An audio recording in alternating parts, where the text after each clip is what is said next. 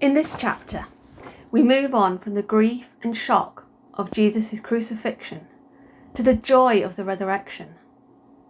But this is much easier for us to do than it was for the disciples on that first Easter morning. We already know the end of the story when we read of Jesus' crucifixion.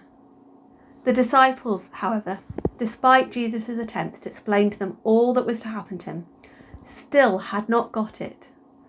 As it says in verse 9, they still did not understand from Scripture that Jesus had to rise from the dead.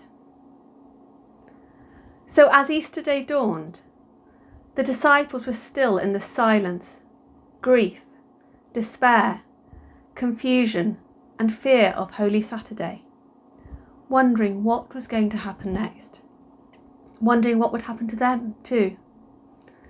The one who they'd journeyed with, loved and served for the last 3 years, the one they'd set all their hopes on, was not only dead, but had suffered one of the cruelest deaths imaginable. How were they going to continue without him? Where was God in all of this? And it's in this state of grief and despair that Mary Magdalene comes to the tomb that first Easter morning, having presumably had to keep away from it on the Sabbath. At first, she is seemingly met by a yet worse turn of events. The tomb is empty, and she thinks someone has stolen Jesus' body. So now she can't even pay her respects to it.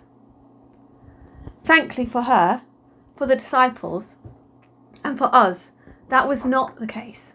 The tomb was empty because Jesus had risen from the dead, and Mary was to be the first witness to his resurrection. So as you watch the videos now, be good if you could think about the usual questions we begin by considering each week. What do you learn about Jesus in this chapter? Anything surprising, confusing, inspiring, or moving? What do you make of these things? How might they impact your understanding of Jesus, of God, of Christianity? How might they impact your life?